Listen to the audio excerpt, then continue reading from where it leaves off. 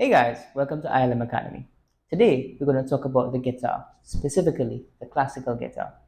In this lesson, we're going to cover all the parts of the instrument and how to actually tune the guitar, how to hold it, and also how to take care of the guitar. First up, let's talk about the parts of the guitar.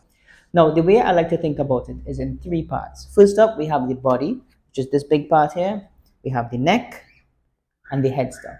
At the front, we have a couple different components that are very important. First up, we have the sound hole. That's right here. And around the sound hole, we call that little pattern the rosetta.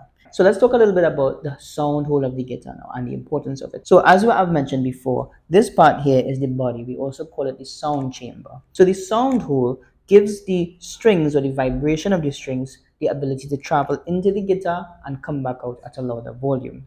And the reason for that is because the chamber amplifies the sound. Then if we move down, we have this here, which is called the bridge, and it helps hold the strings down to the body of the guitar.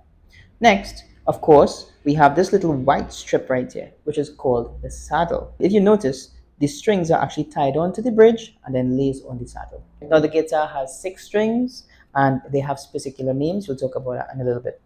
So then now, if we turn the guitar to the side, we'll see, of course, there are sides, and it has a particular unique curved pattern. Yeah, and that will help us to hold the instrument. Now at the back, we have a beautiful covering that helps the guitar to stay as one and create this beautiful chamber that we know and love. So let's move on to the neck. On the neck, we have some really important elements as well. We have these strips right here, which are called the frets, and we actually place our finger between those frets or right against the frets to get different notes on the guitar. Next, we have the back of the neck. At the back here, we have this part here that's called the heel, and this helps to keep the neck attached to the body of the instrument. Up here now, we have the headstock. Just before the head though, we have this thing here that is called the nut.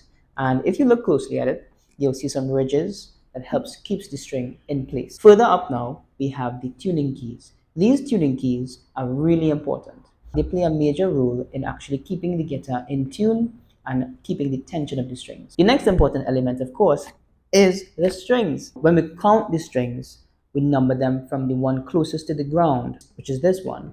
This is number 1. 1, 2, 3, 4, 5, and 6. Now, the names of these strings, I'm going to name it from the 6th string now, from on top, are E, A, D, G, B, and E again. So one thing you'll notice is that there are 2 E's. One is a thick string, and the frequency is a bit low. And then there's another E that's up here, and it's a high string. So now we're going to learn how to actually tune the guitar using this thing called a tuner, and it's right here.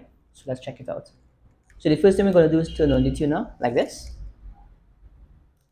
This particular one has a button at the front and it's already set to guitar. One thing to look out for, because it's a chromatic tuner, you want to see if it is actually already on guitar or not. Usually there's a button on it where you can change the setting, what instrument you want to tune. So let's get into actually tuning the guitar. So first off, I'm just going to clamp it on my guitar like this. So I'm going to detune my first string to demonstrate how to actually tune. So I'm going to slacken it. And on the tuner, you will see the arrow turn a little bit to the left, or it goes down in some cases, some different tuners.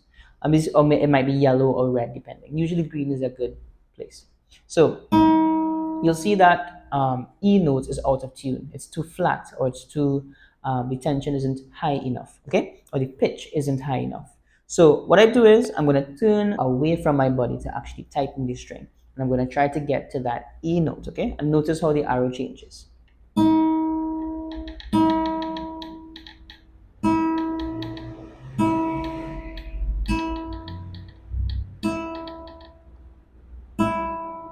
There we go.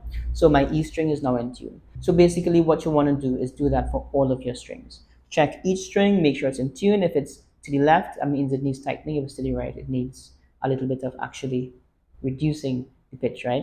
So we're going to tune it towards our body. So as mentioned before, we're going to talk about the classical way of holding guitar. So what is used all the time in classical guitar, it's not a necessity, but it's something I actually use at the beginning of my classical guitar journey, is this thing right here. It's been sitting in front of me. It's called a footstool. So this one I've had literally for about 10 years now. It's a little beat up, but it gets the job done. Now this one All you have to do at the back is open up the legs. There are some selections in the back here for how high you want it. I usually just place it to the first one, sometimes to the second one, depending on the height of the chair, and it just opens like this. This particular chair is a little bit low, so I will put it on the first selection like that, and I place it on the floor. Boom. Now, what I do is my left foot goes on that stool, like so, and this guitar is placed on my left leg like this. Kind of get scoot to the edge of the chair like that, yeah, and make sure that you can bring the guitar back close to your body. Left hand up here, and I'm just playing a C major chord to demonstrate for you guys. Today, we're not going to talk too much about the classical technique. We're going to just finish up today with talking about how to actually take care of your guitar and how to maintain it for it to last you a lifetime. First up, what you want to do is make sure you have a little cloth around so you can wipe down your instrument when you finish using it. Wipe it down. Usually a cotton cloth works best. You wipe down the body, you wipe down the neck, you wipe down the frets. The other thing is to get yourself a guitar case. I cannot stress how important a guitar case is, especially for people who are traveling, whether it be by taxi or even just putting it in the trunk of a car.